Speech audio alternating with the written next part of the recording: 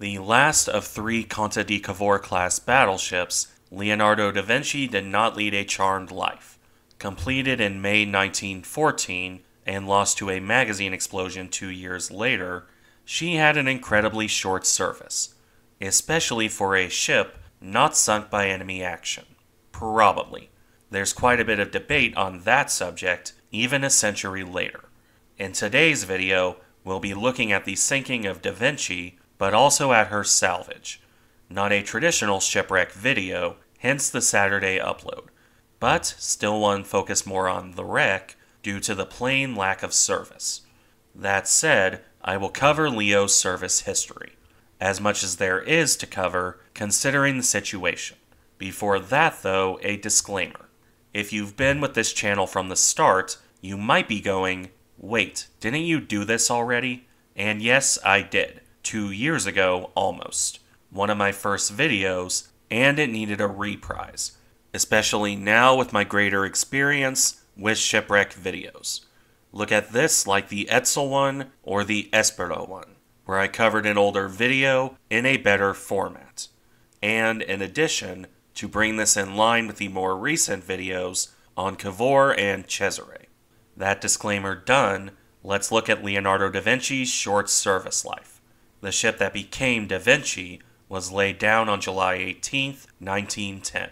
She would then be launched on October 14, 1911. This was a pretty speedy construction process.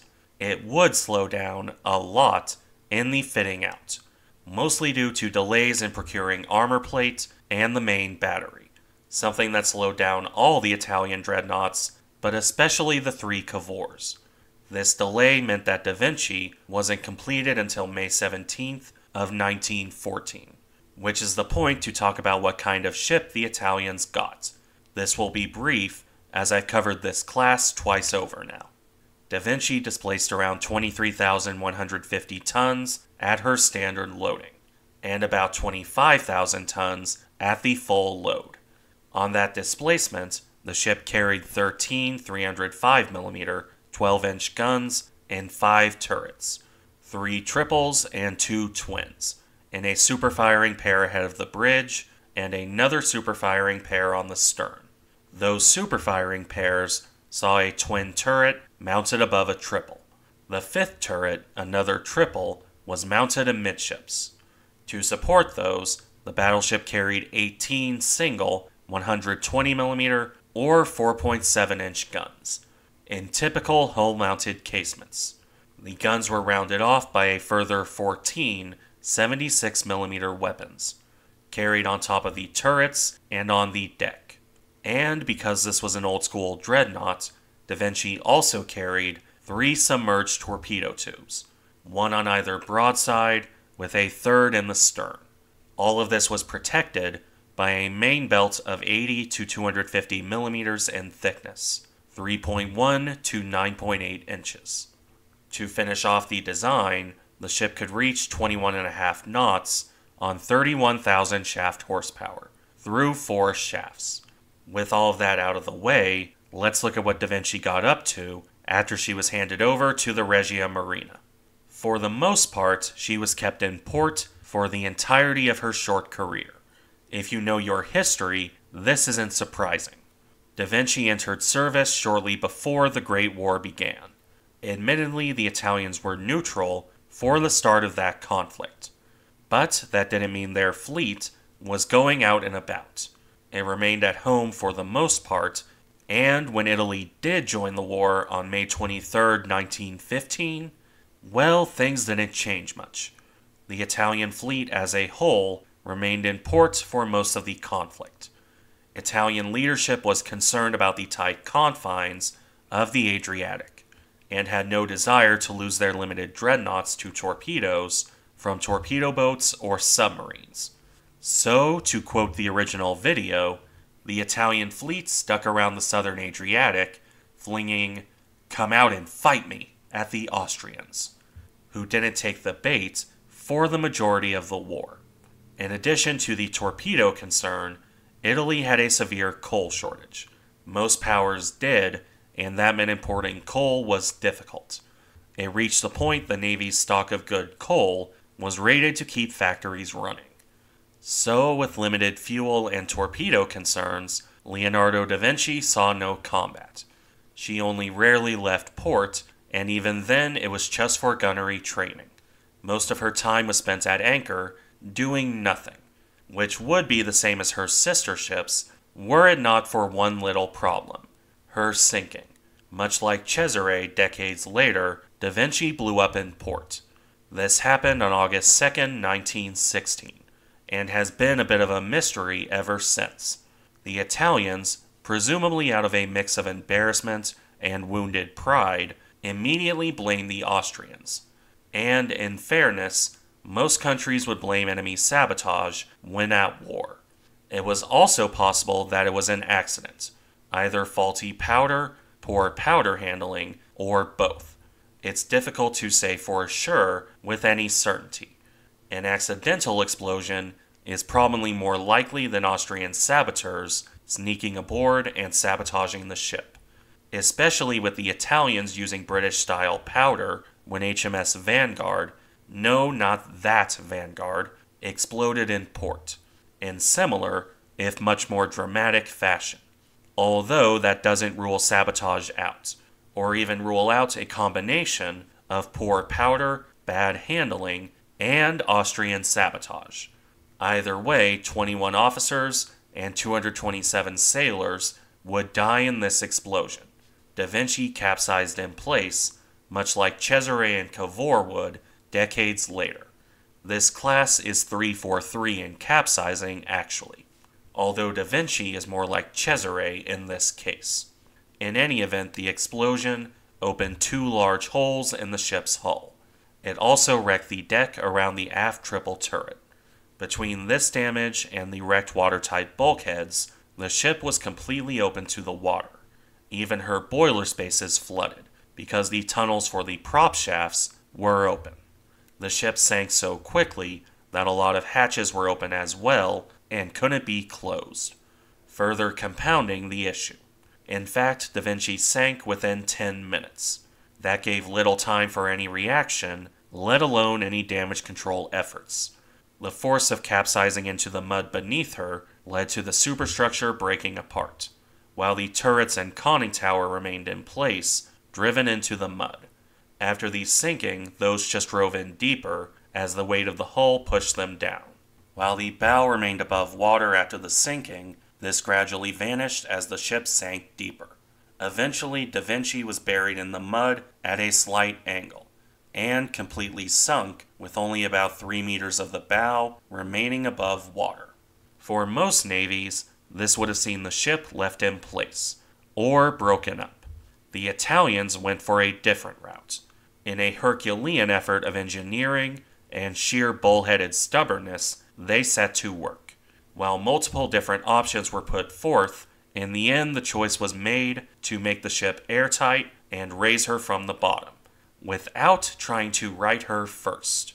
An operation, again, strikingly similar to Cesare 40 years later. The initial process was slow, with Italian industry already overloaded, just supplying their war effort. When resources were finally sufficient to begin the salvage, it was 1917. This operation started by setting up equipment to blow compressed air into the remaining watertight spaces.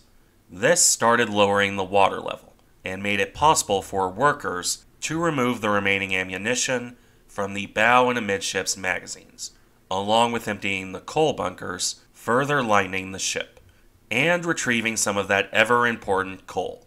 These actions did break the ship from the mud, but it wasn't enough. The holes from the explosion remained an issue. As such, divers set out to seal all the underwater holes in the battleship's hulk, from damage or just openings that couldn't be closed in time before Da Vinci sank. In particular, attention was placed on the holes caused by the explosion, which, as you can imagine, took a lot of work to seal. When this was complete, the Italians went a step further and repeatedly raised and lowered the ship with compressed air to work the turrets and guns free. This was because the heavy turrets made the process of raising the ship even more difficult than it already was. All this work would lower her weight by something in the range of 6,000 tons. The turrets, for their part, would be left in the mud for later salvage, as you can see here. All of this work continued into 1919, when, with the aid of flotation cylinders to help with buoyancy, the ship would be raised over the course of September. Leonardo da Vinci would be afloat again, albeit upside down, on September 17th of 1919. Still upside down, she would be moved into dry dock and placed above wooden shoring to support her hull, as no ship is designed to be upside down in general, and certainly not out of the water. Her decks could not support the weight on their own. Left like this for over a year, the Italian engineers would repair the remaining damage, and drain the remaining water to clear out the mud and debris of the sinking, along with recovering the remains of those trapped inside when the battleship went under. When this was done, the battleship was put back in the water on January 21st, 1921. Still capsized at this point, of course. The Italians then towed Da Vinci to a trench they dug up for this exact purpose. They filled the ship's starboard double bottom to force her to roll over again, except this time back to the normal orientation. With careful support from submarines and lighters, the ship was rolled over, until she reached enough of an angle to naturally right herself, ultimately ending on January 24th, 1921. Leonardo da Vinci was upright once more, although with a list to starboard. That was cleared up by emptying the water that was pumped inside. Considering the list was 22 degrees, it did take a bit of work. After that was corrected, she was towed back to dock and left there as her fate was decided and her turrets were recovered, which required the Italians to design an entirely new donut-shaped device to do so. This is also the point where we move from her salvage into the question that bedeviled the Italians: what to do with this hulk now that they'd gotten her back to normal. Da Vinci was, by this point, an obsolescent ship. The other Cavours were still in service, but mostly because they couldn't be replaced. Even just returning Da Vinci to their standard would have been hilariously expensive, modernization even more so. So, what to do? At this point, multiple suggestions were put forth. The simplest and easiest was restoring the ship to her original design, with whatever improvements had been made in the intervening years, like a new mast trialed on Dante. The result would be a third Cavour. Nothing better or worse than the other two ships, which were already a bit obsolescent in 1921. In all honesty, this option was probably the worst choice. It would be rebuilding a ship that would need modernization later, in addition to the cost of restoring her in the first place. The second option was still simple, but arguably more interesting: replacing the amidships turret with a set of 6 4-inch anti-aircraft guns. Actually remarkably forward-thinking of the Italians, although this also wasn't taken up. In fairness, those guns would need to be replaced eventually, and now you've lost one of the main battery turrets, for maybe a slight increase in speed from the lightning of the ship. It might also have made a future rebuild easier. But, of course, the Italians wouldn't know that they were going to do such a massive rebuild on the other two ships. Past those suggestions, I haven't come across any serious alternatives. The ship could have, theoretically, been converted into a small carrier. However, there's no evidence of this being pursued. Da Vinci would have made for a poor conversion, in all likelihood. So, in spite of the heroic salvage effort, the ship would ultimately be scrapped in 1923. Unsurprising, as even the simplest option, a full restoration, would have cost 60 million lira, well more than Italy could afford at the time. And with the French conspiring to lose a dreadnought to running her aground, well, I can't blame Italy here. And if nothing else, the salvage of this ship would establish quite a few techniques used later. From Scapa Flow to Pearl Harbor to Cesare. That's not a bad legacy for Leonardo da Vinci, even if the ship never saw combat. Thank you for watching. Remember to like, comment, and subscribe if you enjoy the content. and I'll see you in the next one.